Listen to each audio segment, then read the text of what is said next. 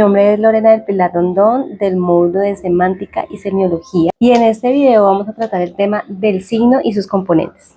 Y este plantea que todo pensamiento debe existir en los signos.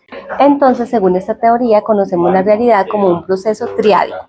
Este se denomina semiosis y tiene tres componentes. Por un lado, encontraremos el representamen, por el otro lado, el objeto y por el último, el interpretante. El representamen es el signo, una cualidad material, como secuencias de colores, sonidos, formas, etc.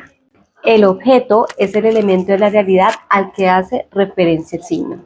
Y el representante es un nuevo signo equivalente o más desarrollado que surge a partir del representamen.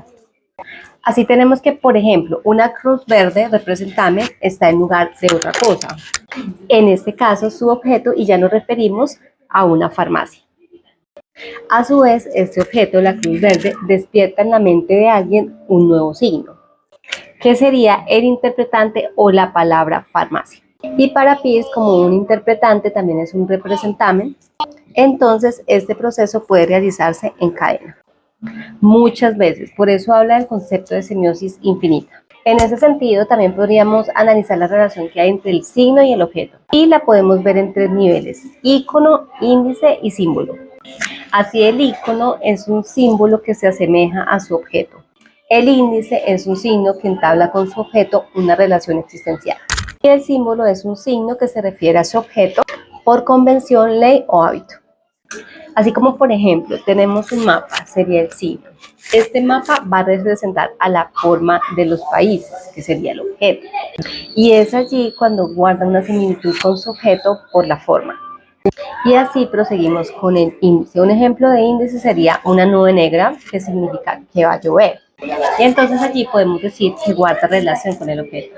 Un ejemplo de símbolo lo encontramos en el dibujo de una balanza. Inicialmente lo podríamos relacionar con un ícono, ya que guarda relación con el objeto, pero la balanza, por consenso social, representa la justicia. Y es por esta razón que decimos que es un símbolo. Entonces, con todo esto nos queda claro que el signo lingüístico es como la unidad de la lengua, es algo así como una relación como de los números a las matemáticas. Esto quiere decir que son una parte fundamental de la lingüística. Así, el signo es la asociación de una idea o concepto con una forma. Y esta forma puede ser sonora o escrita. Con eso sí podemos hacer un ejemplo, la podemos comparar con una moneda que tiene dos caras. En una cara vamos a poder ver el significante y la otra cara, significado o contenido. El significante es la palabra hablada o escrita. El significante es la palabra hablada o escrita. O sea, es la cadena de grafías que van a representar una idea. Y el significado es el concepto o idea que viene al escuchar. Así, por ejemplo, la palabra árbol. Si yo la escucho o la leo, estoy frente al significante. Pero la palabra o lo que remite a mi mente va a ser el significado del árbol.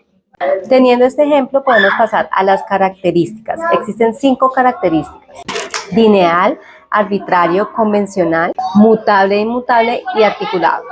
En el lineal, el signo lingüístico es una cadena de sonidos que van uno detrás del otro en un orden fijo. Y de perder ese orden no estaríamos frente a una palabra. Es decir, si un sonido cambia de lugar o pierde su orden, no tenemos una palabra. La característica número 2, arbitrario.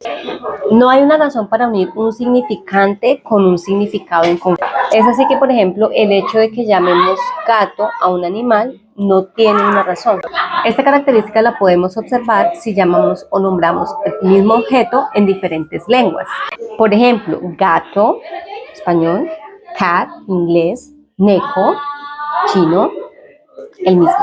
Tercera característica, convencional. La lengua, al ser un producto social, o sea, que los grupos humanos la crearon, hay cierto acuerdo para unir un significado con un significante, aunque a nosotros no nos hayan preguntado. Es decir, que de alguna forma hay un acuerdo lingüístico para ocupar ciertos signos. Número 4, es mutable e inmutable. Es mutable en cuanto a tiempo, es decir, cambia de manera gradual conforme van pasando los años. Por ejemplo, anteriormente se conocía la palabra ferro, y con los años fue evolucionando con lo que ahora conocemos como la palabra hierro. Pero también va a ser inmutable porque no podemos cambiarla de un momento a otro, es un proceso.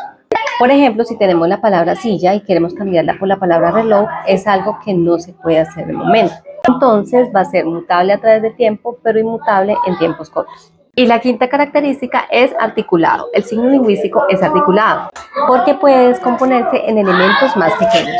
Si tomamos el signo como un elemento base, podemos tomarlo con una doble articulación. La primera se va a basar en descomponer el signo en elementos mínimos con significado que lingüísticamente llamamos monemas. Por ejemplo, la palabra patos está compuesta por la primera parte de la palabra pat o raíz, que va a tener la carga de significado o lexema, y un gramema, que es la parte os, la cual nos está indicando los accidentes gramaticales, que en este caso es el plural, y el género masculino.